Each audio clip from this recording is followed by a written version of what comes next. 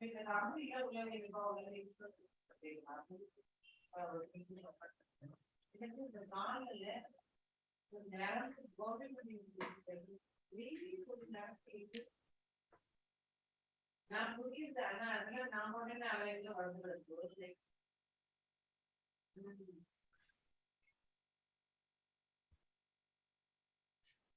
can start now.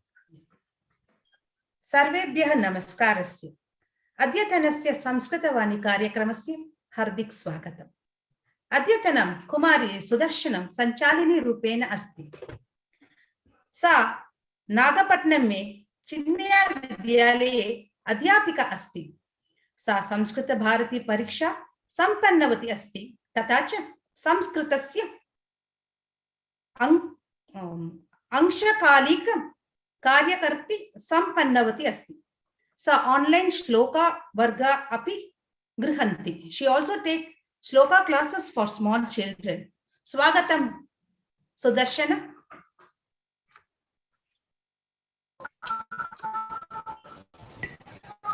Hari Om.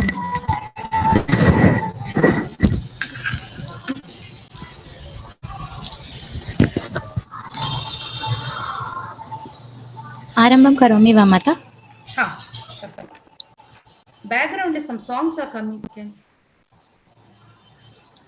I think everyone else should probably mute themselves. Yeah, you can start. Hari ओम। नमः सभाये सर्वेभ्यः च। अस्मिन् सुन्दरे सायंकाले संस्कृतवाणी कार्यक्रमार्थं वयम् अत्र समागताः। सर्वेषां सुस्वागतम्। अद्यतन संस्कृतवाण्याः सञ्चालकरूपेण आगताहं।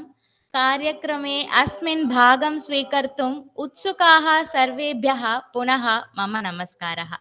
Hari Om. In this engrossing evening, my happy pranams to everyone present here for our Samskrita Vani program. Today, I am here as a sail in this Samskrita Vani ship, as a sailor. Once again, my pranams to everyone. Karyakramam arambham kurmaha.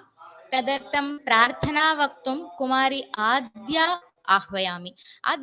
Aadya Bangalore Nagare विद्यालये द्वितीय कक्ष्यां पठति। सा लघु बालिका किन्तु तस्याः कार्याणि अधिकानि सन्ति। सा प्रसिद्धा स्त्रोते भागी। सा विजय टीवी सुपर सिंगर 8 जूनियर 8 स्त्रोते भागी। इदानीं सा कर्नाटक संगीतं श्रीमान श्याम सुंदर महोदयतः पठति। कांची कामकोटि पीठतः स्तोत्राणि पठति। विश्व वरहरि संस्थानतः नाम संकीर्तनं पठति। अपि च संस्कृत भारत्यां संस्कृतमपि पठति। तस्याः प्रार्थना शृण्मः। As a pleasant start to our program, let us begin with a powerful prayer. Today we have Kumari Aadya with us for a sweet prayer. Aadya is from Bangalore. She is studying 2nd standard in Gopalan National School, Bangalore. She is a participant of Vijay Super Singer Junior 8. She is a tiny, but her works are really as if a Nile falls. She is undergoing Carnatic music training from Mr. Shyam Sundarji. She learns shlokas from Kanchi Kamakoti Peetam and Nama Sankirtanam from Vishwa Varahari Samasthanam. She also learns Sanskrit from Samskrita Bharati. Let me leave it to Aadya for her beautiful Sanskrit song to inspire us. Aadya, please start.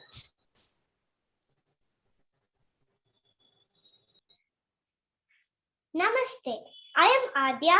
Today I am going to sing a song in praise of the Sanskrit language.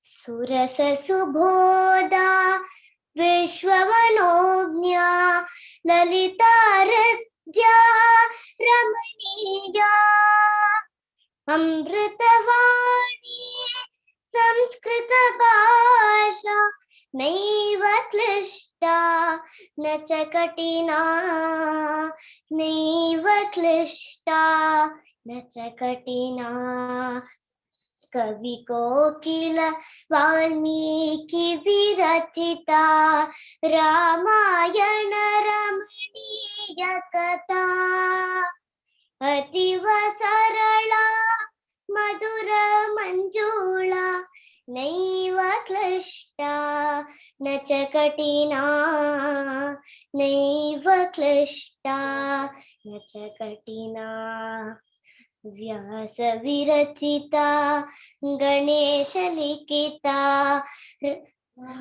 महाभारते दिव्य कथा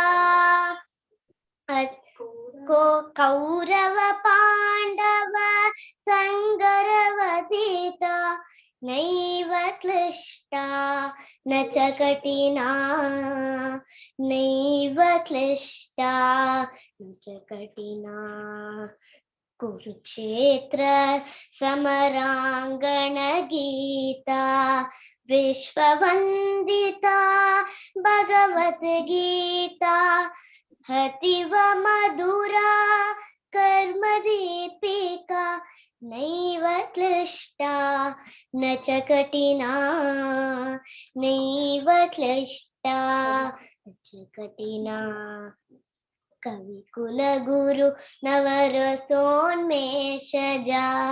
ऋतु रघुकुमार कविता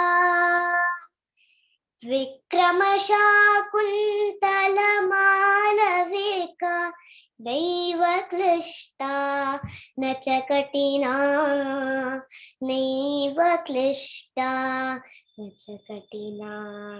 धन्यवादः। अत्युत्तमम् आद्य। धन्यवादः। Samyak. Wow, what a charming performance. It gave us goosebumps. Great, Aadya, and thank you so much for giving us a chance to hear such a wonderful voice. Thank you so much. Idanim Param Shraddha Kushumanchalibihi Vadeyam Swagatam Kurmaha Iti Sanatanaha Dharmaha Vadati. Swagatam Vaktum Mama Sakhi Yurenuka Agachati. Yurenuka Shrimad Andavar Mahavidyalaye Samskritam Puritavati. MA Samskritam Puritavati. Sa Samskrita Bharati Karyakartri. Sa Samskrita Vishayaha Samskrita Bharati Shibira Varga Marge Patayati Api. As a great start to the event, let me welcome Yurenuka to welcome the gathering. Yurenuka is an MA scholar who have completed her graduations in Srimad Andavar College. She is also teaching Sanskrit things via Samskrita Bharati Shibiram classes, and she is a part of Samskrita Bharati. Let me welcome Yurenuka to welcome the gathering. Over to Yurenuka. धन्यवादः प्रिय सखी। नमो नमः। सर्वेभ्यः नमस्कारः। अधुना वयं सर्वे the pride of Bharat heritage संस्कृतवाणी कार्यक्रमस्य संदर्भे सम्मिलिताः सन्ति। अत्र मुख्य अतिथिः रूपेण आगतवती अस्ति श्रीमती कल्याणी नागभूषण माता। मातुः कृते मम नमस्कारं प्रकटयामि। सुस्वागतं माता। श्रीमान शंकर कुमारन महोदयस्य कृते मम प्राणामः सुस्वागतं च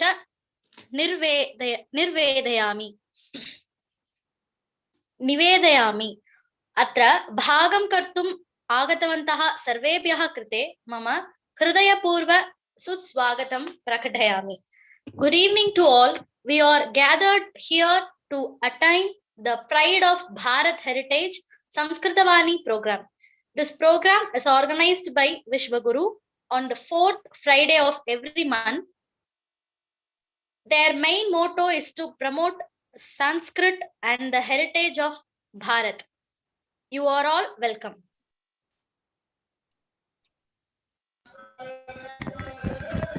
Thank you so much for such a wonderful short welcome. And now, शुभ सायंकाले इतोपि शुभं योजितुं सुभाषितं वक्तुम् आगमिष्यति श्री रामकृष्ण महोदयः. To add some more fragrance to this evening, Shri Ramakrishnan Mahodaya is with us. Ramakrishnan ji is an economic graduate and diploma holder in electrical engineering. He has served in the Indian Air Force and he was also a war veteran who took part in all the three wars. He has also worked as an accountant officer in Defense Accounts Department. He is pilgrim traveler who has visited almost all holy temples in Himalayas, including Kailash and Manasarovar. Being a Sanskrit enthusiast and a Vedic scholar, he conducted free Veda classes. Even at this age of 84, his thirst for learning has not ended. Yes, he is a student of Divine Shri Omkarananda Swamiji of a 5-year course Atma Vidya on Veda Shastras. Without delay, let me give it over to Shri Ramakrishnan ji. Ji, please take it over. Namaskar. This is my privilege. As has been stated, I am not a scholar. I am just by hearing the Veda chanting all over I got some enthusiasm, and thereby after retirement, few years ago, I started chanting Veda mantras. So then later on, I got an instinct by studying one of the Subhashita, then to pass time in a wise manner, I started compiling Subhashitam, copied from here and there. And then one of my friend, who is a retired Sanskrit teacher from Kendriya Vidyalaya, I am only a tool. I just compile. So he used to give me the slokas. I used to get the Sanskrit part of it edited by him. He is Dr. Lakshmanan Srinivasan, a retired Kendriya Vidyalaya teacher. So I have compiled and posted on Facebook 734 Subhashitams with his help. I am just a tool. He says I do it, but I do not understand. I am able to follow Sanskrit, but I am unable to speak because I am over age. Only recently I have seen Shankara TV. There Omkarananda Swamigal, that the course was there. So I joined. Now I am studying that. Now let me go to Subhashita, the subject proper. So here I am involved in, I am a nature lover. I have a lot of garden, flowers and trees. So by nature, I love gardening. So from that, I have, when I got a chance to speak, I selected a tree. So two Subhashitams. One is Dhyayen Narayanam Devam Vriksharajaswarupinam Mulato Brahma Rupaya Adyato Vishnu Rupine Grata Siva Rupaya Vriksharajayate Namaha Yam Drishtva Muchyate Rogaihi Sprashtva Papair Pramuchyate Yadasraye Chiranjeevet Tamasvatvam Namamyaham. We all know about the pupil tree. So we go to temple and it is a holy divine tree in which all the three lords, Mahavishnu, Brahma and Shiva are all incarnated there. So by seeing the tree itself, just like seeing the morning sunrise, we get happiness, we get enthusiasm, we get energy. So in that one, it is stated that Brahma is the root and Vishnu is the trunk and Shiva is the branches. So by doing pradakshina, we get so many things. According to that, it says, Jaye Narayanam Devam Riksharaja Swaripnam. The pupil tree is a king of trees. So it is capable of growing in any poor soil without any fertilizer, without water. But it gives a lot of protection to birds. And the twigs, the dried sticks, whatever that falls down is being collected and used in the havan. We call it homam in Tamil. So in that it is a holy tree capable of giving, curing various diseases. So Dhyaye Narayanam Devam Vriksharaja Swarupinam Yam Drishtva muchyate pape. So by seeing that, all our diseases are disappearing. It does not mean that by seeing it disappears. It is the vibration as we go near, that vibration reacts with our body and thereby it cures the diseases within us. That Yamdishna Muchate Sprishwa Pape Pramuchate. By touching that one, all our sins disappear. That is again the vibration makes you pure. Your purity is brought to you by the divine grace. Yam Vishwa Muchate Pape Pramuchate Vishwa Pape Pramuchate. Yadasraye Chiranjive Samasvartam Namahe. So by surrendering to that three gods, by performing pradakshina, you are getting the divine grace of all the three lords. Thereby, all your sorrows are removed. You are happy and you live a long life with best of health. So it is in Ayurveda, the leaves, the juice is extracted and it cures many diseases. Ear pain, eye pain, bone problem, skin problem, all those things are eradicated. And for ladies, the ovaries, the count of ovaries are increased and the impotency gets away. And those who could not conceive, they do conceive after visiting the temples wherein the pupil tree is there, by sitting there or after doing some pradakshina for some time. So you also meditate. Your mind is prepared for meditation and you are very happy, your diseases are gone. The caution here is, evening you should not sit underneath the pupil tree, because in general we know the trees are guardians. Without a tree, the life on human being or birds or animals, life itself is impossible. They provide food, they provide shelter, they give you wood for construction of the house. They are everything for human being as well as for animals and birds. The excreta of animals and the dried leaves of the tree mixed together, it makes a beautiful fertilizer. And the soil, even the poor soil is enriched. Therefore, the Aswatha tree or the tree of kings is so much divine and useful in every part of our life. So it is for the ladies or for others every day to go and sit underneath the tree, make pradakshana, try to meditate, you get happiness, you get rid of all your diseases.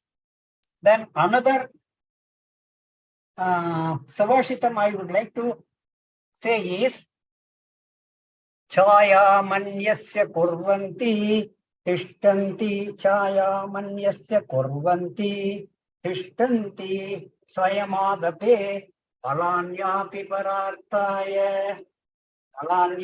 Parartaya Vrikshaha Satpurusha Ive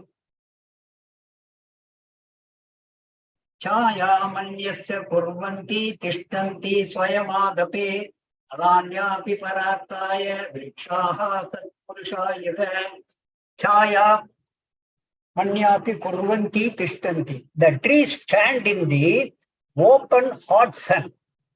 It gives us Kurvanti Tishtanti. They stand in the hot sun. It gives us shade. It gives us protection. In the process, even though it is getting all the heat, but it generates good vibration for us. It gives us good shade. It gives protection to animals and also birds. Then the fruits of the tree, it does not eat. It gives to human being.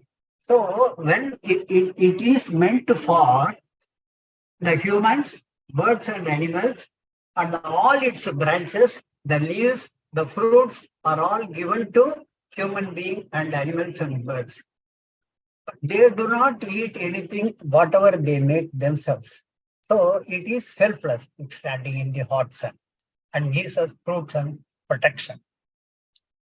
So therefore, the tree can be compared to noble people, Satpurusha iva, because we know that noble people are the great people like Sankaracharya. They all struggled their whole life in setting right many of the vibration, teaching the people, praying for their welfare. We think that they are sitting on one corner. It is not that they are sitting in one corner. Whatever prarthana they do, whatever they chant, whatever meditation do, that vibration carries all around, and people who are all nearby, they will be very peaceful, and their thoughts, their minds, their ideas, everything will be polished and it will go in the right direction. Therefore, the tree is a great friend of human being, our benefactor, our welfare, everything. Then that twigs, which is used in Homam, that we call it samit, the dried twigs, small branches of people tree, Narasamham. So it is used in Havan along with some other herbs. So when we sit along with the ghee, when that fire burns, that smoke is capable of curing many of our diseases miraculously. Example, few years ago, about 15 years ago or so, I suffered from chikungunya. I had tried 6 months Ayurveda treatment, nothing happened. Then English medicine, what they call it, that also I tried. It did not go. I was suffering for 1 month. Then one day in our place, from somebody came and under the guidance of Sankaracharya, Kanchi Mahaperiva, they conducted some homam. They wanted to conduct some homam for which they laid down the condition that those who want to participate, they should perform Gayatri Japam thrice a day properly for 48 days, then they are eligible. So I did that one. Then I went to Shiva temple in Tiruvallur. There that Gayatri Homam was conducted, wherein that people twigs, that Samit and some other Samits were used. We have made each 10,008 Gayatri Japa. It went into crores. And all the traders nearby, they supplied all the material, so costly they were happily doing. Miraculously, after the very next day, 50% of my chikungunya effect disappeared. And on the third day, I became quite normal in health. So this is the effect of our homam and the trees and the summits. So we have to thank God for having provided us all these wonderful trees in our Bharat. Now, Subhashitam. Subhashitam, Su means beautiful, good. Bhashitam means speech. Just like Tirukural in Tamil, these are short verses.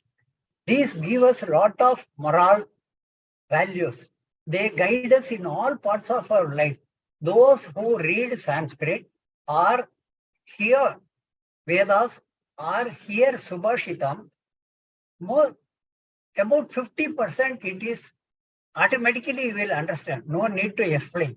So it is carrying so much of guidance. Those who study that Subhashitams and Vedas, they will not do any mistake. They will go only in the right way.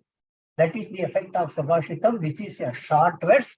It guides us on all character, how to work, how to save, how to study, how to earn friendship, what to do and what not to do.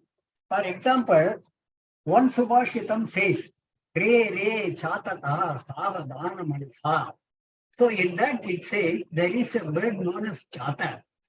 It flies high up in the sky. It never comes down for drinking water. It will drink water only that is forming from the clouds and dropping. Before they drop on the earth, they swallow that one and the purity is maintained.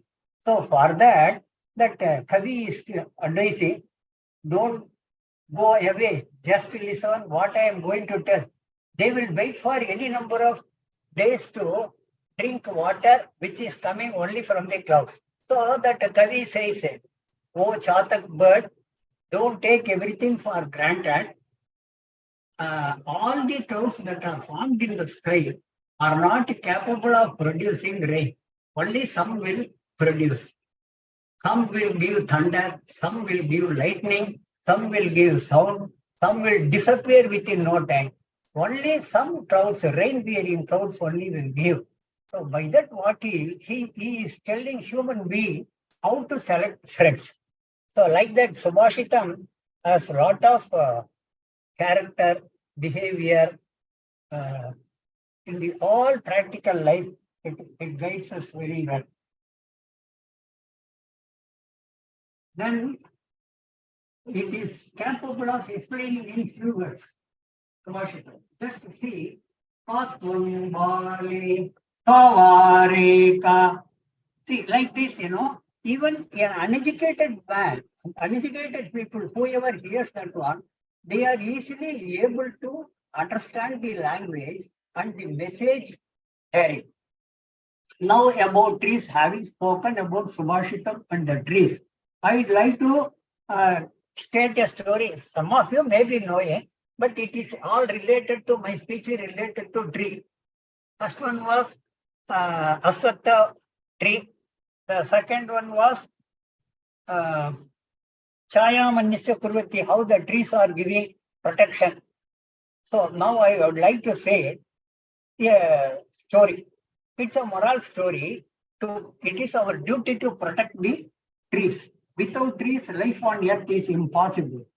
They only give food for human beings and animals. And the animals, by eating grass, they give us milk. So like that, it is a cycle. It's a natural cycle. So I would like to tell a story. That story is, there is a boy. So that boy, every day he is fond of going to the forest, where he sees a tree. So he, by affection or by nature, he loves the tree. He will go and pat the tree. He will talk to the leaves, just like Wordsworth, who is a natural poet. So the tree was very, very happy that it is getting a companion in the form of a human being. So it was very, very happy. So every day he will go, then he will stand, he will climb on the branches, he will sit there, he will sing some song, he will pat the tree. The tree was very happy. Both joined together. When the sunlight shines, they used to see the sunlight, the beauty of the sun rays, and both of them used to be very, very happy. Then he will say, okay, tree, my dear friend, tomorrow I will come. Like it, they were going on. Later on, what happened? The boy has slightly grown up. When he has grown up, he started answering regular visit. Then the tree asked, what is your problem? Earlier you were coming every day. Now we are not coming and talking to me. Now we are not able to sit together and enjoy the sunlight. We are not able to share our happiness. Without your presence, I am very unhappy. Please do come. He says, no, I am a grown-up boy. I have to go for education, whatnot. Then finally, what happens? One day he gets married. Once he gets married, he doesn't know, his income was insufficient to run the family. So he came and told, this is the thing, I am married, I am not able to run the family, what to do? Then the tree said, don't worry, you pluck all my fruits, it is very, very tasty, you fill in the basket, fill it and use it for your everyday spending. So he used to gather all the fruits and sell it in the market, and he was running the family happily. Then after some time, what happened? He did not turn out. Then later on he came, the tree asked, why did you absent for such a long time? He says, I am not, the income is not sufficient, I am not very happy, I am not very healthy. Then he said, okay, I do not have money to construct a house. What to do? He said, don't worry, I am here, I am your friend. You cut all my branches, you construct a house. So he has cut all the branches, so he has made a hut, he was living happily. Again, after some time, he became old, and later on, when he came, again he was praying. The tree was very much worried. He said, "Why are you praying? What is your problem?" He said, I lost my job. I am no more able to serve in this place. I don't have any job, no income. So I want to go away from this village, searching job in some other place. Then he told, okay, whatever I have got a thick, big track. You please cut it, make a boat. So he cut the stem of the tree and made a boat and he sailed away. Then he was not available for a long time. Then when he became very old, one day again he came. He said, now I am not able to talk. Kids are all gone. What to do? I have no one is loving me because I have become very old man. I have no income. My family is gone. So this is my problem. What will I do? Tell me, you. Okay, that is don't worry. Hereafter I am your companion. You sit on my front. So only a little bit of practice left. So he sat on the track. Then again, as usual, they were very happy with whatever resources were available. They were exchanging their views and they were enjoying the sunlight as they were doing in the earlier days. They were all very. Thus, the tree sacrifices its everything to human being and animals. We have to learn from trees that we are not born only to eat ourselves and to protect ourselves. So that is another Subhashitam says, Paropapayaya Paranti Vriksham. So Paropakaram is very, very important. So it is not that we enjoy all our enemies. We have to help others in whatever little way we can. So thereby the community will be happy. When all are happy, we can also be happy. Therefore, let us learn from tree what is sacrifice. We have to live selflessly. Thank you.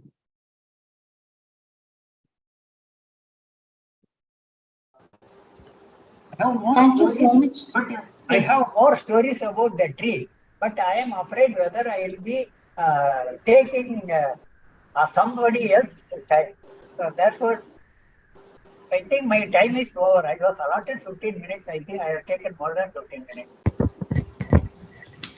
Thank you for giving me an opportunity. I think in the due course, I will learn more and I will become a better speaker. Dhanyavada Haji. It was an overwhelming note that we have got. You made us overwhelmed with your beautiful explanations. Thank you so much for giving us the great benefits of spiritual activities we do. And also, its scientific benefits are also beautifully explained. Thank you so much, Ji. You have also made us So understand. one thing, Yes. sorry for the interruption. Many Yes. people will be wondering what happened to me one night. You know, this is the result of the participation in the 3 wars of 1962, 65 and 71. During 1971, in the bombardment at Kampala, I have sustained this. But another eye is fully all right. So this is the thing, but I have full vision in the left eye. Thank you. Dhanyavada You Haji. people ask. So I told without asking. Yes, Ji. Dhanyavada Haji. Even for I extend my thanks for sharing and including your personal experiences, which made us confident to follow the rituals and which made us confident to work for the nation. I extend my gratitude to thank you for giving meaning of Subhashita and a cute story. Thank you once again for your kind heart and your great explanation. Without delay, अधुना तोटकाष्टकं वक्तुं तेजस्विनी आह्वयामि. तेजस्विनी दशमकक्ष्यां पठति. सा विवेकानन्दविद्यालये दशमकक्ष्यां पठति. सा संस्कृतप्रिया, सङ्गीतप्रिया, वीणाप्रिया अपि च. Tejaswini is a 10th class student. She is studying in Vivekananda Vidyalaya, Chennai. She is interested in Sanskrit, music and Veena. She is a continuous winner of gold medal from LKG till now in Chinmaya Gita chanting competition. She is a continuous gold medalist. She have not only won gold medals in Gita chanting competition. She have also won Olympiads and she is a great studious. Let me give it over to Tejaswini to fetch us with Totakkashtakam. Over to Tejaswini. धन्यवादः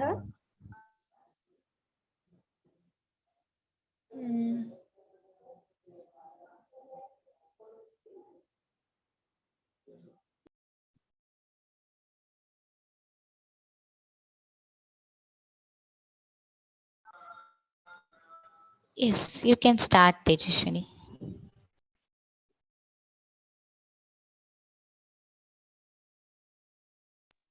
विदिता किल शास्त्रसुजा जलते महितोपनिषत् कथितार्थनिते हृदये कमले विमलं चरणं भव शङ्करदेशिक मे चरणं करुणावरुणालय पालय मा भवसागर कविनोदहृतं रचया किल दर्शन तत्त्वमितं भव शङ्कर देशिक मे चरणम् भवता जनता सुहिता भविता निजबोध विचारण चारुमते कलयेश्वर जीव विवेकमिदं भव शङ्कर देशिक मे चरणं भवयेव भवानिति मेति तरा समजायत चेतसि कौतुकिता मम पारय मोहमदाचल किं भव शङ्कर देशिक मे चरणं कृतेदि कृते बहुधा भवतो भविता समदर्शन लालसदा अतिदीनमिमं परिपालय मां भव शङ्कर देशिक मे चरणम् जगतीमवितुं कलिता कृतयो विचरन्ति महामहतश्चलत अहिमांशुरिवात्र विभासि गुरो भव शङ्कर देशिक मे चरणं गुरुपुङ्गव पुङ्गनकेतनते समतामयता नहि कोऽपि सुधि शरणागत वत्सल तत्त्वनिते भव शङ्कर देशिक मे चरणं विदितानमय विशदैत्यकला न च किञ्चन काञ्चनमस्ति कुरु द्रुतमेव विदेहि कृपां सहजां भव शङ्कर देशिक मे चरणं भव शङ्कर देशिक मे चरणं भव शङ्कर देशिक मे चरणं धन्यवादः Dhanyavadaha Balika. It was another overwhelming voice that fetched us with Totakkashtakam. It was really great hearing you. Thank you so much. And without delay, अधुना अस्माकं मुख्य अतिथिरूपेण श्रीमती कल्याणी नागभूषण माता अस्ति. श्रीमती कल्याणी नागभूषण माता is our main speaker today. She is going to carry over the topic Shilpa Shastra. Srimati Kalyana Nagabhushan Mata is a born artist. She is a BCom graduate. She has completed her graduations from Ethiraj College and Masters in Finance Management from Pondicherry University. She is a proud recipient of Rashtrapati Bharat Scouts and Guides Award in 1989-90. She is also a sport enthusiast and a state player. She had represented her schools and college in various basketball tournaments. She had also represented districts and state during her college days for handball and softball tournaments. She has worked in various MNCs and World Bank Group. She has 17 years of work experience in finance and accounts. She is a staunch Sanatani. She is an active member of Kanchi Mahaperiyava volunteer group, where she is a part of so many projects in imparting the spiritual values and customs like conducting Bhiksha Vandanam, Tulasi pujas at residences, teaching young children day to day customs, and bringing awareness on the importance of temple and to protect it. By taking them to temples and tours by various other programs, she is imparting customs in children. She is a disciple of Dr. Nagaswami, as she has studied under him at temple architecture. Being a kolam artist, she conducts free classes to spread the joy and max behind art of columns as a part of our tradition and culture to our future generation. She is also a music lover who can play veena. Over to ma'am. Thank you. Thank you so much. That was a very big introduction from me. I'm honored and humbled to be having taken part in this program. Am I audible? Yes. Yeah, thank you. I place my first thanks to Nagaswami sir. Because of him, whom I was able to, late Dr. Nagaswami sir, I got an opportunity to train myself in understand and appreciate temple architecture. This was a program which was organized by the Kanchi Madam through a common organization, volunteering group. Without delay much, I would like to further enter into this vast topic which is given for today, which is Shilpa Shastra. Shilpa Shastra, one second, let me just share my screen.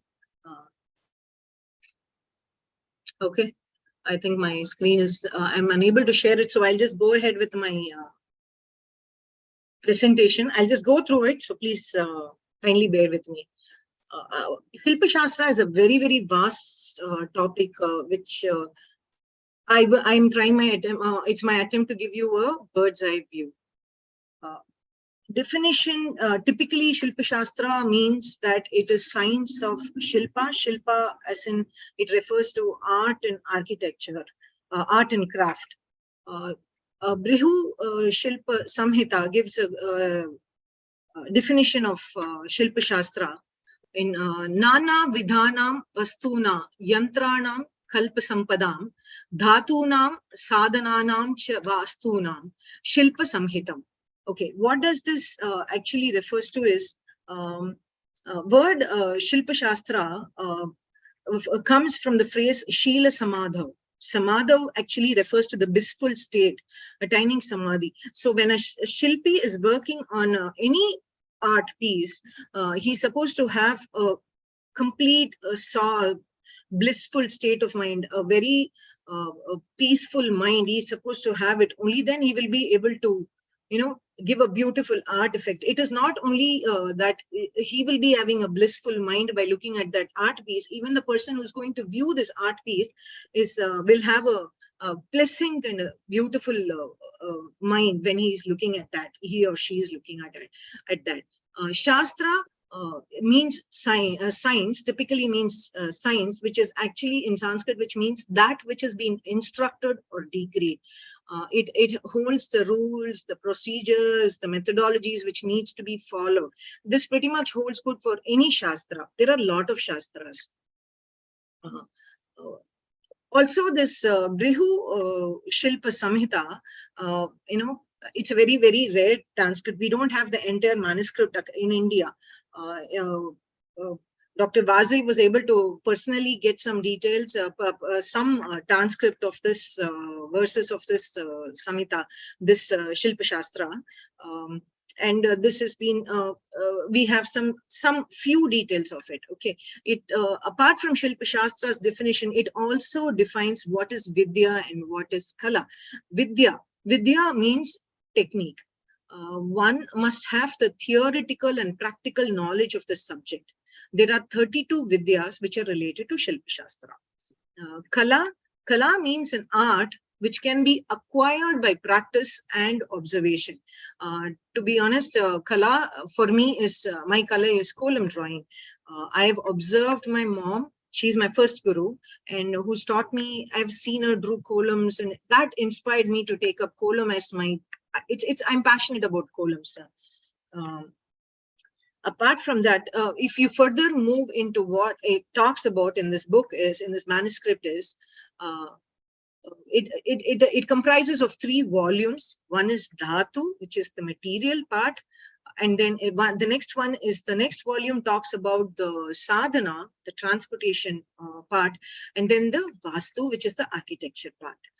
Dhatu Khand again is split into 3 shastras, are clubbed under this Dhatu Khand. So Krishi, which talks about the biological shastra, which is the life science, like, the birth is recorded, and then the living, and then the demise. Everything, the Shastra relating to that, the biological science is covered in that. And then Jala Shastra will be your water resources. And then you have the Vastu Shastra. Then you have the Khani. Khani is the next 3rd Shastra under Dhatu Khand, under the material part of it, which is your mineral resources. The Sadhana, the transportation in this, talks about 3 Shastras again, which is Surface Shastra, which is Ratha Shastra, then Nauka Shastra, which is the Water Shastra, and Vimana Shastra, which is the Air Shastra, air transportation. Then you have Vasanta Khand, which is of 3 Shastras, which is construction of houses is one, and then he talks about forts and castles, how do they build it, and what is the dimension, and everything comes in. And then you have the town planning. Interestingly, we have lot of all our Vedas, Upanishads, Puranas, everything has got talks about Shilpa Shastra up there. To be precise, they say we get to know that there are some 32 manuscripts, or somewhere around 50 to 65 books were there, but unfortunately right now we have only 6 manuscripts with us. Mayamadam, Vishvakarniyam, Manasaram, Aindramadam, Manusaram, and Kashyapam. See, when we talk about Vedas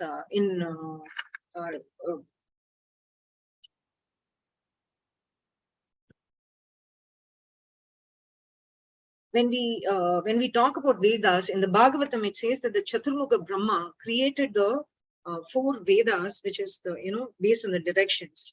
So you have north, which is the Uttaramukha, which is Atharvana Veda, and the Upaveda is the Sthapatya Veda, which is the Shilpa Shastra. And east is Purvamukha, which is for Rig Veda, and the Upaveda for that is Ayurveda. And then for south, the Dakshina Mukha, you have Chaturveda as the main Veda, with its with the Dhanur Veda as the Upaveda. And then you have for the western direction, which is the Paschima Mukha, you have Samaveda, and Gandharva Veda is the Upamukha. Now, the beauty of it is this Sthapatya Veda, the Shilpa Shastras, the Shilpa Veda is the Upaveda of Atharvana Veda, but it is also supporting the other Upavedas, and it also supports Yajur Veda. In the sense, see, as far as for instance, for Ayurveda, medical equipments, Sushruta, our father of medicine, has to use very delicate medical instruments which are made out of metal, and for which Shilpa Shastra plays a vital role in that. In the same case, as far as Gandharva Veda, all the medical, the fine arts and musical and other equipments which are needed are made using the measurement techniques and everything which is laid out in Shilpa Shastra, Sthapatya Veda. One more incident, one more beautiful point on Sthapatya Veda is that it is the only Upaveda which has 2 Upanishads. Again, Vastu Sutra Upanishad and Shilpa Vidya Rahasya Upanishad. Both of them talk in depth about art and architecture, or the Shilpa Shastra, along with Vastu Shastra and everything. Okay.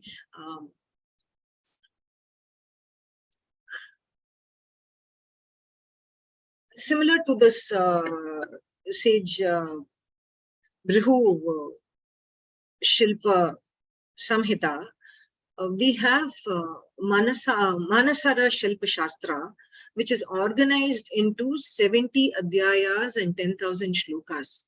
They talk in depth about every aspect which is to be adhered and what is to be done into beautiful chapters, into different adhyayas. And to name a few, you have Manopakaram, which talks about the system, which is the system of measurement. It talks about the measuring concepts, measurement concepts which is being followed. When we talk about the system of measurement, how does it work? It starts from the Paramanu atom, okay. What that which is perceptible to the eyes of the sage is called as Paramanu. Now, the beauty of this system of measurement is that it is in multiples of 8. 8 times Paramanu, it is Radhathuli, and 8 times Rathaduli means Valagra, and 8 times Valagra means Liksa, and 8 times Luksa is Yuka, and 8 times Yuka is Yava, and then 8 times of Yava is Angula. Now, Angula is a finger breadth, which we all know. How does this work in architecture? Let us take that of temple. How does that work? We have a beautiful temple in our state, in state of Tamil Nadu, in Tanjai Periya Kovil. How does that work? The Ejamaner's Angula, finger breadth, is what is needed. So Rajaraja Cholan's Angulam is what was used to start with for the basis of measurement. Now this finger breadth, 12 angulas will be a span with this with a sthi, and then 2 spans makes a small cubit, and so on, and it goes like that. Okay. Apart from Shilpa Shastra, you also have Shilpa Lakshana, which is the selection process of an architect. Architect is the Sthapati. Sthapati holds the main position in architecture, and he's supposed to be proficient in all shastras relating to Shilpa Shastra, everything. And then you have Vastu Prakarana, and then you have Bhumi Sangraha. So like that, you have a lot of chapters, including many chapters which talk in depth about the areas which needs to be covered. So Shilpa Shastra is a very, very vast topic. And then it also talks about, for example, it talks about what is the idol, what is the presiding deity in that temple, Upa deities, like you have the supporting deities which has to come there, and in respect to the deity, the main deity's measurement, the other supporting deities will be given, and what is the height of the Vajrastamba is needed to that of the Gopuram. It works like that. Let us talk about more on temples and temple architecture. We saw that temples and temple architecture actually is the one which takes us to dwell more into the Shilpa Shastra. It kind of lures people. If one likes to visit temples and understand the art and architecture behind it, people will spend time to understand how much of effort and time and patience have been, thought process has been put in by each and every person who has been getting to give us such a beautiful artwork for us. When we say temple, what do we understand out of temple is what we should It was a plethora of information which I got when I got the opportunity to attend Dr. Leet Nagaswami sir's understanding and appreciating temple architecture course. Simple meaning is what he had given and shared with us. So according to the Hindu conception, there is no space devoid of God. He is omnipresent. The temple is a very special place wherein the divine energy is focused, is consecrated and is given. Okay, temple is an abode of God. I'm giving very simple meaning of it. And it's an abode of wisdom, and that is the worthiest place of worship for us. yeah, we can have a lot of debates and everything as to what it is and why not within the house and everything, but still it holds a very a temple is a place where it has been built based on so many ritualistic processes which is laid down by the agamas. In the ancient times, typically a temple, the god and the goddesses used to be invoked in the fire or the havan which they raise at home, homam or the yagashala. So the place is simple, where they decide on the place, and then the yagam, the agni is invoked, and then that place is considered as a temple of prayer. Okay, this is the ultimate philosophy. What happens when you pray? It kind of takes you into the part of spiritualism. It regular praying takes you into the path of spiritualism, which is more of a Hindu, not only Hindu religion, everywhere. Okay, to invoke divinity, peace, to control one's own desires, to let go of your ego and your krodha, and to purify oneself. It is strongly recommended for a person to worship. Temple is a place which helps us to follow this path, to take it up. We're all mere mortals. We need to have something to take us into the path of spiritual. So everybody has one God, and everybody has one way of reaching the spiritualistic path. But temple helps you. Guru helps you. That's what it means. That is the purpose behind this temples. And also, if you look into all the temples, a lot of dynasties have played a role in getting it, because it is a way of getting us back to the roots. It's a recording which is done by the respective dynasty kingdoms to give us, that this is what we had. This is the rich culture and tradition which we have had in the past. We should be proud of our culture and tradition. And most of the kingdoms, the Rajas have done a lot of philanthropy work, to get these temples erected. Temples are of more of philanthropic nature, and they act as in religious institutions. And apart from that, they also work in place of, you have a Annadana Kudam, or you have a Vedapada Shala, which is running, which is linked to the temples. So that was the nature in which everything worked. Some temples are called as Deva Pratishtai. They are established by the divines, or Arsha Pratishtai. They are established by the rishis, or Manisha Pratishtai, which is established by the humans. Beyond this, we do have in some instances self-manifest God, like a rocky builder called Swayambhu Kshetra.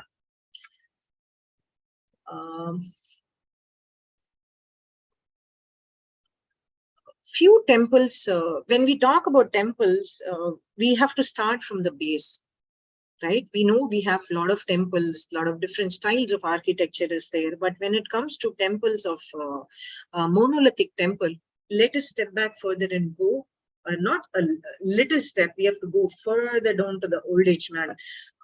He was the first person who was instrumental in finding in rock, which helped him to find fire is one thing, but that rock helped him in so many things.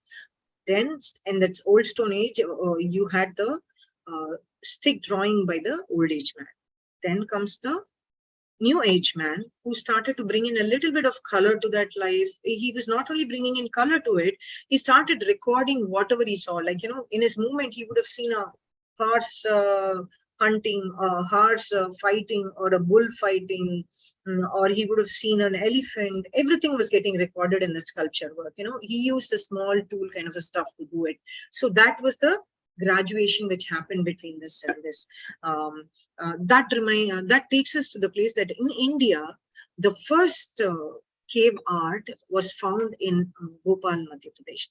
The oldest cave art is also from Madhya Pradesh, which is Bhimbetka. But before that, we had an archaeologist by the name Archibald, who found out a place which is a small village, not far from, which is around 30-40 kilometers away from Bhopal, which is called as Lagudia. I hope I'm getting the pronunciation correctly. And it is somewhere near the Swale River. He found a small cave portion where that is the first thing which got us India into the map of cave art stuff. And then we had 4 people who were made to work on it, on finding out the cave art aspect of it. I'm slightly getting away from Shilpa Shastra, but just to give a background of it, nothing much otherwise. Then you have, the 5 major places where we have a lot of cave paintings is cave art is Madhya Pradesh. We have the Bembetka, which is the oldest one, and then you have in UP we have, and then we have in Andhra Pradesh, which is the Burra caves. That's the limestone. It's the solidification of it. It's a beautiful place. And then you have in Karnataka, you have Badami and Hampi, and then you have in Bihar. In Tamil Nadu, I'm slightly going forward, and I'm telling about Tamil Nadu. In Tamil Nadu, you have Chittanavasal and so many other places. Chittanavasal is of the Samanargal Padikai, right? Now, that was just the background on the temples. When we talk of temples, we have monolithic temples. And a classic example of monolithic temples is Chanta and Ellora, and then you have the Kailasa temple there, and then you have our wonderful, beautiful Pallava king dynasty's art and architecture of Mahabalipuram Shore temple. You have monolithic temple, which is a perfection in temple art, and then you have in Shore temple, you have the Gajaprishta temple. What is a Gajaprishta temple?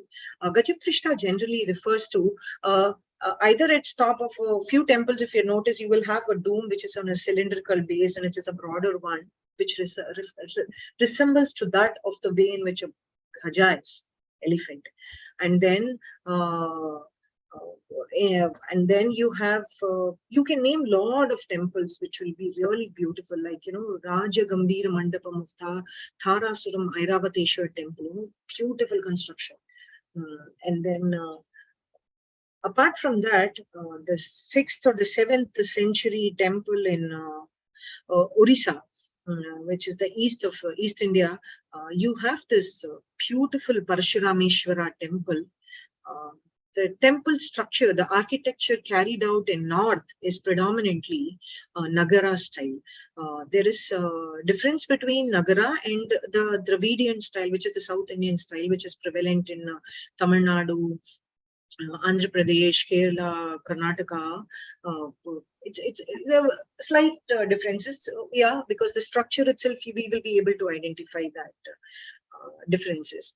It's not that we have only these two, or Vaisara, which is the hybrid variety of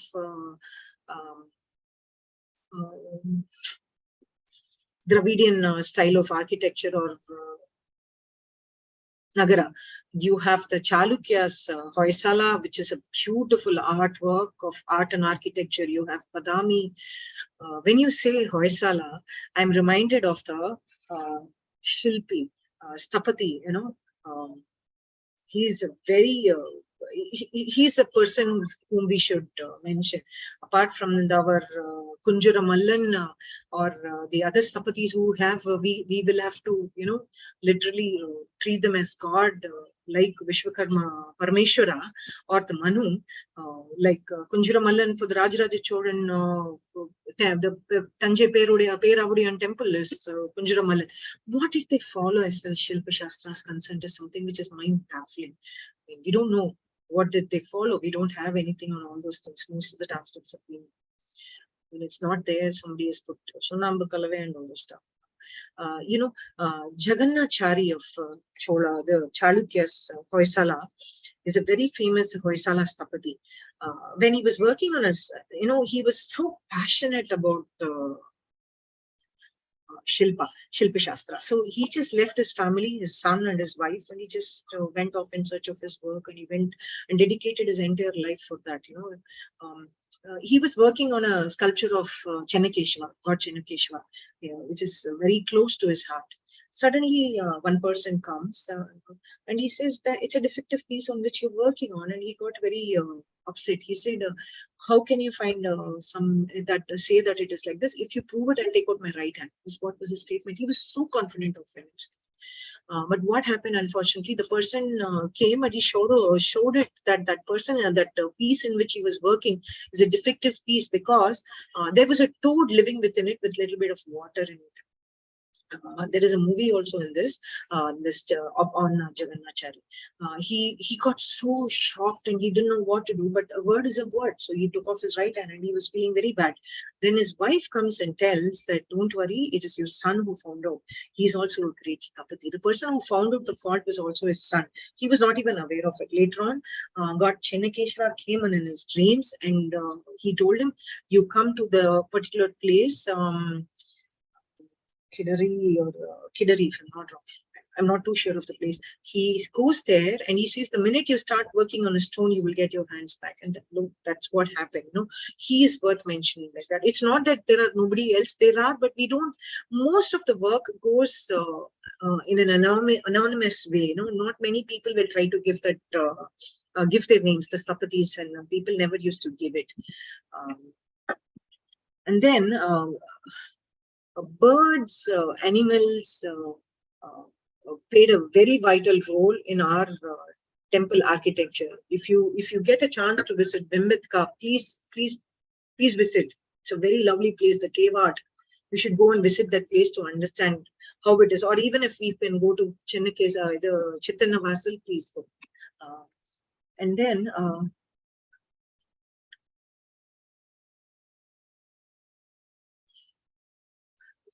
Lingaraja temple, when we discuss on the temple styles, or before we get into the temple styles, we will talk about the main elements of a temple. We will take South Indian Dravidian style of temples, which talks about, which has the main elements of a temple are the Gopura, which is the colossal pyramidal structure. And then you have the Balipita, which is the altar of sacrifice. And then you have the Dhejaswini, which is the flag post. And then you have the Vahana, which is the steed of the deity. And then you have the sanctum, which is the Garbhagriha. The Gopura is the entry point of the temple in the Dravidian style of architecture. Okay, the Gopura adorns and displays figures of deities, celestial figures of 8 quarters. Then you have the propitious deities, and you also have the demonic forms. You have the Kirtimuka or the Yari, which will also be present there. You have a lot of animals and birds. In some temple, you can see the toe of the Agastya Muni. Everything you will be able to see. And this, it's a very huge edifice. The devotee is made, when the Gopura is so big, and when you try to cross the Gopuram, the wall or the fort, and when you walk inside, it makes one person to feel humble in front of such huge construction. I mean, the massive Gopuram. Be it small or big, whatever it is, when you cross the Gopuram and get into the temple Prakara, it makes a person feel very, very humble in front of God's God, because see, he's the creator of this cosmic world. It's a beautiful thing, and it makes you to get into the inner feeling of talk about what is my achievement in comparison to you. That is what it is. Leave out the mundane affairs and you go inside to feel humble in front of it. That's what it is. And then the Balipita is the next element. What is Balipita? Balipita is symbolically for sacrificing one's ego in front of God. Na krodha na matsarya. You let go of your ego. You let go of your pride, the anger within you. Please let go of all these things when you enter into that place. To have his vision. When you prostrate in front of the Dhejasthamba, you make yourself humble and you fall at his feet and I surrender. That is what the intention of this, right? But instantly, I also came across one more point from one of his, Dr. Ramakrishnan talks is, we offer and prostrate in front of this to all the gods. We have n number of Muppathu Devargalna we say, but it can also be that there are a lot of gods which are yet to be found. So it is maybe because even to them we are making a offering to them. And then we come to the next element, which is the Dhejasthamba. Dhejasthamba is the Sanskrit word for the flag post, which is in front of the mandapa. Right now, this in Tamil we call it as Kodimara. Yeah. What is generally a Dhejasthambam is made in wood, but then we have stone Dhejasthambams also, which will have a metal covering on it, depending on what it is. And based on the Dhejasthambams, we will be able to identify whether it is a Shiva temple or whether it is a Vaishnava temple or whether it is a Shakti Sthal. And this Dhejasthamba is based and done based on the Agamas, the rules which has been laced out in the Agama Shastra. And in case of a Shiva temple, we can observe that the trident or the statue of the Nandi will be there on the flagstaff, the star Dhejasthamba, flying on the top. And then in case of Vaishnavite, it will be the Sudharshana Chakra, or Hanuman will be, or the statue of Hanuman will be seen. Right. The next next element is the Vahana, the deity. What does Vahana generally mean? What is it? What is the relevance of Vahana? It is beautiful to understand. That to give a example, Lord Ganesha has the mouse, Moshika, as the Vahana. Now, what is that relevance of it is? It represents the fickleness of my mind. So when he rides the chariot, a person's fickleness is getting arrested. So when you pray, Sanchalam is in the mind, goes out. That is what it is. So when you start a work, you pray Lord Ganesha, so that the Sanchalam which you carry in your mind is removed.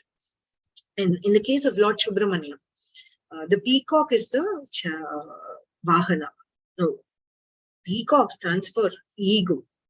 So the tendency of the idea is when you pray to Lord Subramanya and when the chariot, it represents that he tames the ego of a person.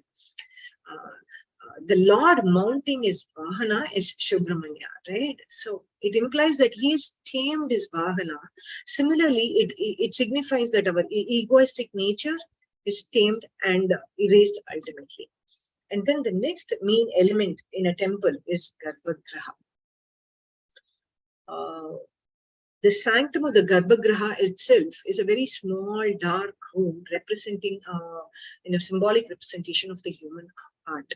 Okay, the darkness stands for ignorance, obstructing the vision of self. When the Archaka, the temple priest, waves the light or the Deeparadhana, we have the vision of the Lord, symbolizing that when one treads the path of knowledge shown by the spiritual preceptor, the Guru, he can have the vision of Supreme Self within. These are some of the symbolisms to be kept in mind when we visit a temple. So when we encourage our younger generation, the future generations to visit temple, we should give them proper reasoning as to why we should visit a temple, what is the significance of a temple in our religion, in Sanatana Dharma, and we should and what we should think. We should not think as an routine activity, daily tick mark. It's not part of the checklist. It is something where you have to enjoy yourself by visiting a temple. This gets us to the style of temple architecture. Yeah. So we notice that Dravidian style of architecture is there. And then we have the Nagara style of architecture, which is carried out in the north. And then we have the Avesara style, which is a hybrid style. And then you have the Hoysalas there. Then you have the Gupta. Gupta was more of a rock temples, which was there in the carvings or everything. I think hardly one or two, very few temples from that dynasty is still available. It has all been plundered and it has gone out. For the Nagara style of temple, we have temples in Odisha, which is a very good examples. You have the Parameshwareshwara, Parshurameshwara temple We have the Lingaraja temple, and then we can name a few, and then we have our beautiful Jagannath Puri temple. Luckily, these few temples have not been under the radar of any other invasions. And then when we talk of Nagara style in North India, it is basically the striking comparison between that of a South Indian Dravidian style of architecture is it's placed on a higher platform, and it has one earlier in the initial stages it has one high shikara on top of the Garbhagriha, and then you have, but nowadays you have lot of small other shikaras also. Then it will have the Vidadyula, then you have the Garbhagriha underneath the shikara, and then you will have the Khakara Dyula. The Pidadyula is the commodities hall, or the hall of worshipping, and all those things happens. In comparison to that of temple architecture, what we saw right now, when you take up Dravidian style, you have 6 main components. Yeah, one is the base. The base is of the Adhisthana. Underneath that, you have the Upapita, which is the sub-base. Before, on top of that, you have the Adhisthana. On top of Adhisthana, you have the Pada. And then you have on top of it, right on top of it, you have the Stupi, which is like the plantain flower shaped pointed. And below that, you have the Shikara, which is the tower, the dome, which is there on top of the Garbhagriha. And then you have the neck, which is the Griva. Then you you have it goes in one order.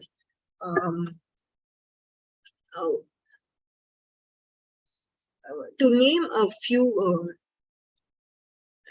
temples which we would love to talk about is we have Tanjai Periya temple, which we spoke about, and then you have the Parshurameshwara temple, and then Kerala temple are a different type. They have the slopy towers, gopurams on the Garbhagriha, because the nature of the place, the geographical position and what all they face plays a vital role. Yeah, they actually followed the to be precise, I forgot the name once again, sorry. Tantra Samukhya. They followed the text, Shilpa text of that, Shilpa Shastra of that. The Chera dynasty. Chera was actually famous for their metal art. The trading started for that, but their temples and their art and architecture is also different, beautiful. See, in fact, Chera, the temples in Kerala, is known as Parashurama Kshetra. It is said that Parashurama is built somewhere around 108 temples for Bhagavati Devi in that place. The people of Kerala was incidentally, it is noticed that they were mentioned in King Ashoka's inscription in 3rd century BC. The architecture style is the 15th century, and the text carries the ritualistic patterns to be followed from construction of a temple to the rituals to be followed and installing an idol. They still follow that. Meticulously it has been followed. The Jandavadya, everything is being followed in that temples. Generally, when you take the plan of a temple, it goes in a square which is transcribed into a rectangle. The innermost square is the Garbhagriha, followed by the next square, and then it goes to the outer circle. You have the main deity sitting into the Garbhagriha, and the supporting deities on the corners accordingly. Right? And then when you, just like how you have a human body, the same way the temple, right from the Gopuram and the fort Prakara, till the Garbhagriha, it goes till how it is split and it is given as what. We have a lot of pictorial presentations of that. There are a lot of texts which are available, but a lot of text is being lost also.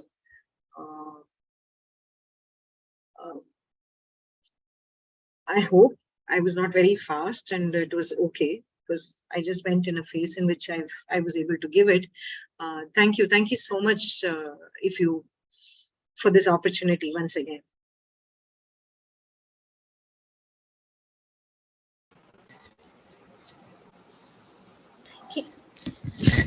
Thank you so much, ma'am. Thank you so much, Mata. I don't think anyone is apt for this topic, Shilpa Shastra, other than you. It was really an informative session. It made us clear that there are rules behind every idol and pillar in the temples. It also made a clear historic and modern view of architecture. We also came to know various temples to have a look. It induced us to make a plan to start a visual experience of the beauty of the architects. Hope from now we would classify the temple architects much better without simply quoting something it was different. It was wonderful to know that Vahanas are fold characters and gods are its charioteer. Thank you so much for inducing us with informative session, ma'am. Thank you so much again. Thank you so much. अधुना सर्वेषां धन्यवादाः वक्तुं मम प्रियसखी कुमारी वर्षिणी आगच्छति. वर्षिणी अपि श्रीमद् आण्डवन् महाविद्यालये. Sudharshana, please, let's have a question answer session. Then you can go forward. Yes. Kshamyatam.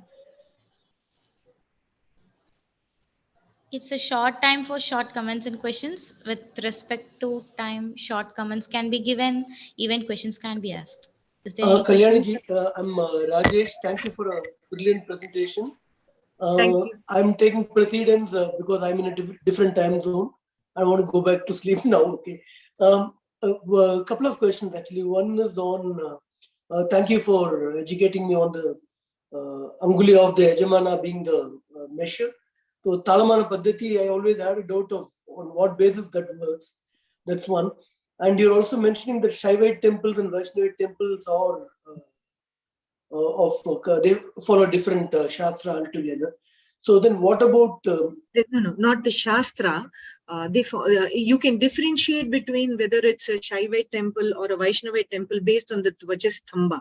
The flag post on top of it, if you notice a Nandi carved out, be it a stone Dhvajastambha or a wood one, which typically means it is a Shiva temple. Or in the case of a Vishnu temple, you can see a Hanuman idol, or it could be the Sudharshana chakra. That is a kind of, it's a kind of a help, kind of a stuff which helps us to understand. Yeah. But even when it comes to the actual deity, I mean, I don't know. Please, I'm asking, I'm not telling you. Okay, so please do understand that. So when it comes to a Vaishnavite deity, you will invariably find the Katyavalam with a posture. At least when it comes to, okay. So what about Tirupati? Because it's a amazing mixture of many things, with the Garbhagriha having Simha on top of the Garbhagriha instead of normally where you see Garuda or Nandi or whatever else. Here you have Simha and it's called Balaji. Probably Bala being Bala Tripura Sundari is addressed as Balaji by the Northerners. I don't know, I'm asking again. No, quite an interesting question as far as I'm concerned. Yeah, I've also noticed it. Simha, I could immediately think of only Narasimha Avatara. So I'm not saying anything else. Okay, so because I thought Balaji may refer to Bala Tripura Sundari as in Durga or the female deity. Because even the apparently the nipples of the deity is protruding, which is only for normally for female deities. No. Even for male deities, we don't get to see them because of the way they're getting dressed up and anything. But it is there. It is part of the Shastra, Shilpa Shastra. When we talk about an idol carving or an idol sculpture, there are every minutest details has been carried out. We can find out that these are all the small things which are mandatory, whether it is going to be a female idol god or a goddesses which is going to be sculpted out. These are all small, which is being mentioned in the Shilpa Shastra. It is mandatory that these are all to be there. Yes, ma'am. Yeah. It is. It is not that it is there. Simha is there on top of it. How come it is there? I'm immediately reminded of only Simha is a lion which is a which stands at a very higher platform in compared to all the animals in the animal field in sculpture. If you take up any of the temples like Tanjai temple or even the Dharasuram temple, you have in the Adhisthana, if you notice the sub on top of the sub base, you will find a lot of lion sculptures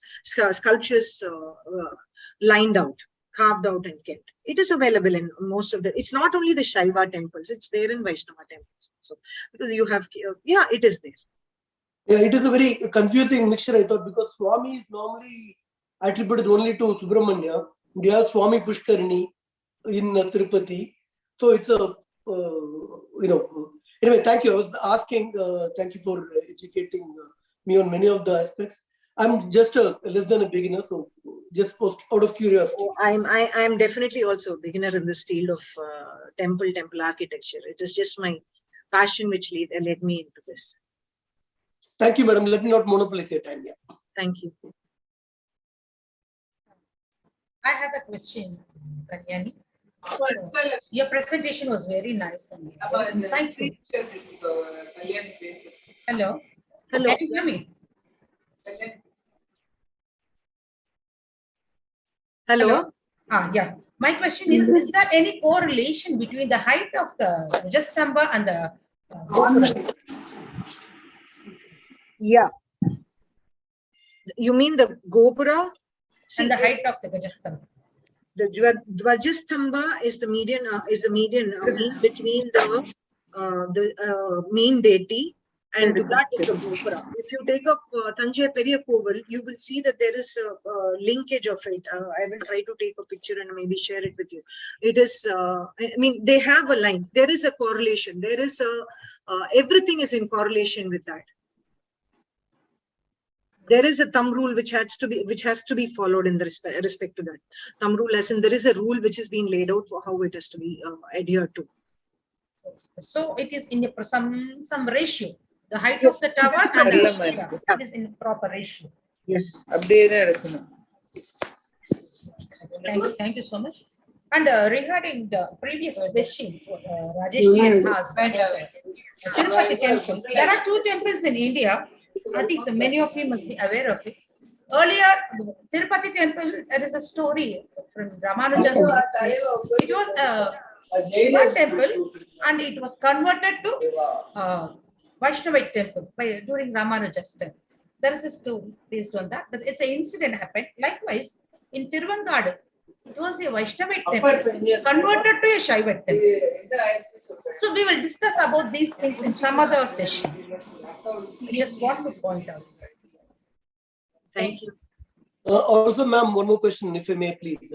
You were talking about in proportions of 8. Okay. Is it to do with the golden ratio 1:8? I am not sure about that. This is the golden ratio was used by Da Vinci. Yeah. I don't know. I mean, not necessarily Da Vinci. It's generally used in. Yeah, 1/8. But then later on it changes to 12th when you saw from Angula when it went to the other one. It goes in 12s. It's like that. Proportionately it increases because if I'm going to do an 1/8, I don't know how I'm going to bring a minor the main deity to that of the Dhvajastamba, which is tall, and even the Gopuram is even more taller. We know how it. So there are certain rules in as far as the measurements is concerned. It's a different chapter which runs on that. Thank you. Thank you. And one more, the Nagara temple architect, I would like to point out the Kandariya Mahadeva temple of Madhya Pradesh, which is famously called as the Khajuraho temple complex. Oh, yeah, very true, very true. Beautiful sculptures.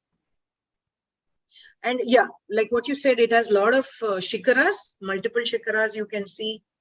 It's a very beautifully layered temple. We should go and visit that place and enjoy the temples. We have lovely architecture. Vanakkam, I am Chitra here.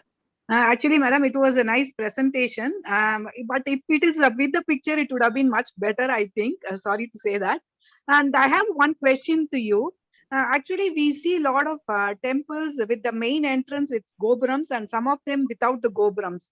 So these gopurams are, the details about the gopurams are there in Agamas or Shastras before, or it has come presently. Can you just tell about that, please? It is there. The gopuram, everything is mentioned there on a temple architecture style, how it is to be done, and everything is there.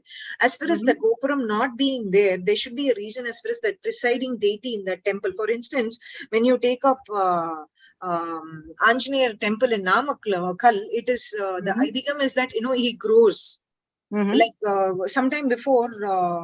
So it is not possible for them to give a tower on top of them. You can't have a Vimana on top of them. No, I'm not telling about the sanctum, but on the entrance gopuram, no entrance, we have the big gopuram. So I see a lot of temples. It is more in the Dravidian style, ma'am.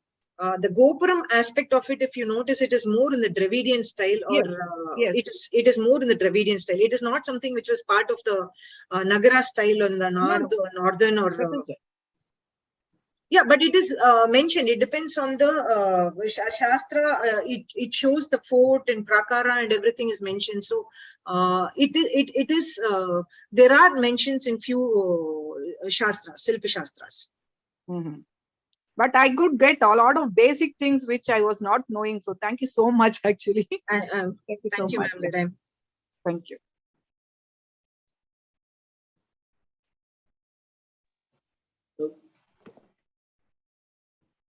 Any other questions? Anybody has any other questions or any comments?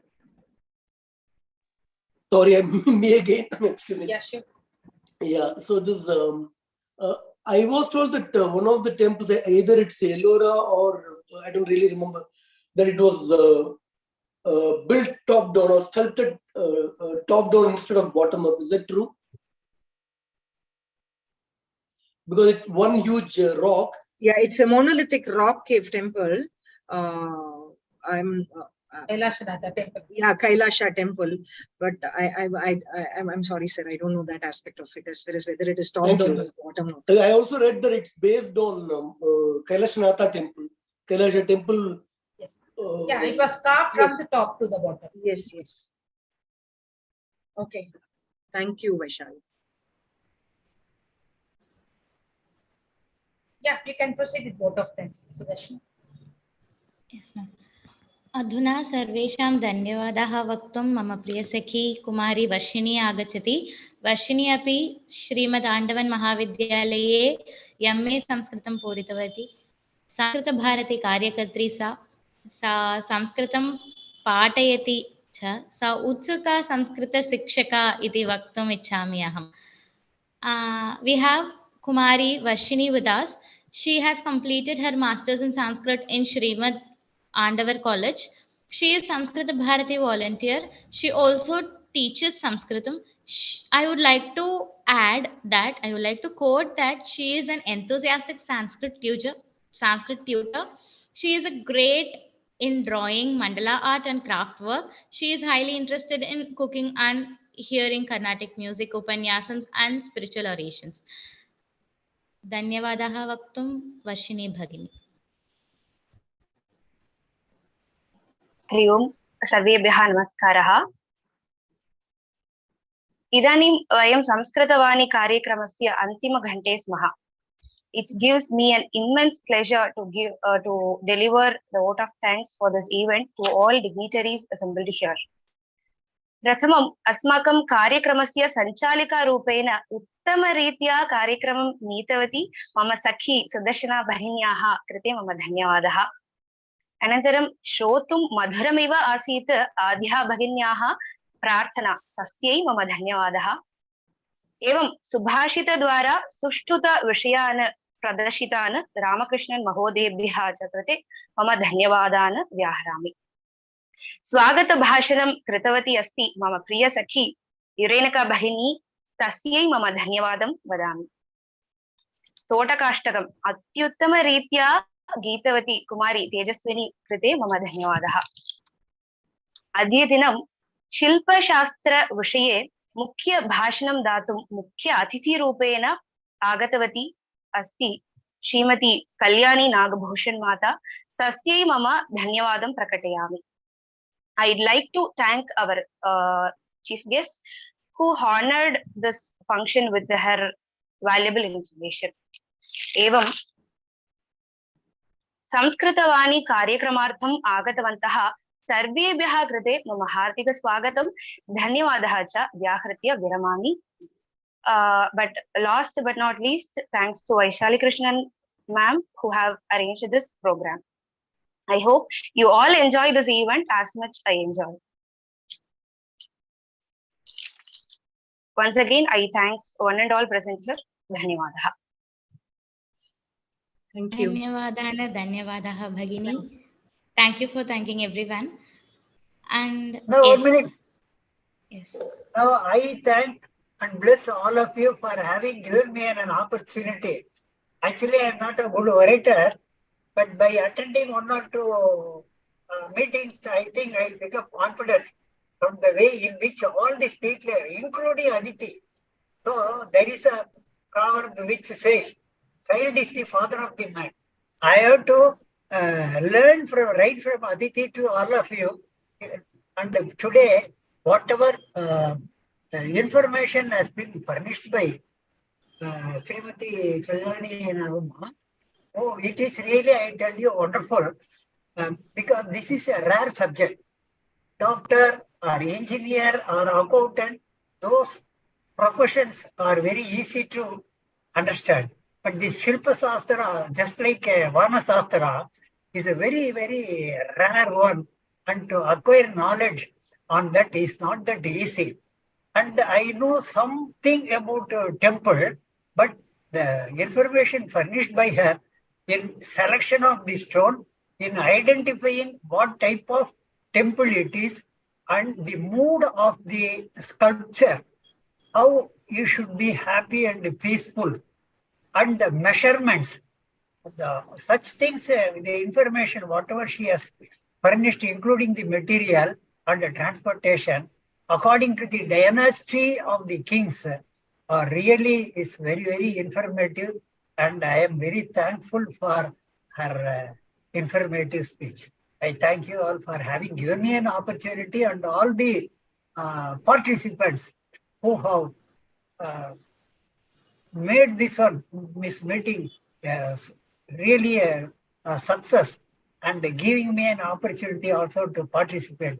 I hope with your friendship, and I will also learn many things from you. As it has been stated that child is the father of the man. Thank you so much for having honored me by giving an opportunity. Thank you. Thank you so much. We have a lot of things to learn from you. Thank you so much, Ji. Let us end with Shanti Mantra. Let me request you all to join with Shivakumar Ji. Shivakumar Ji, Shanti Mantra.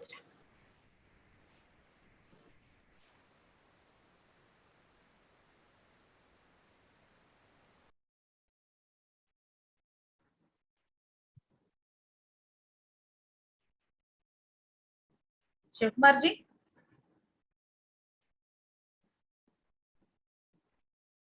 சொல்லுங்க. Please, Shanti Mantra. நான் சொல்லணுமா?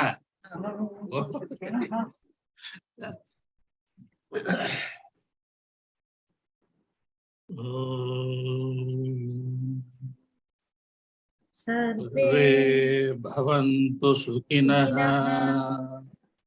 सर्वे सन्तु निरामयाः, सर्वे भद्राणि पश्यन्तु, मा कश्चित् दुःखभाग् भवेत्. ॐ शान्ति शान्ति शान्तिः. नमस्कार.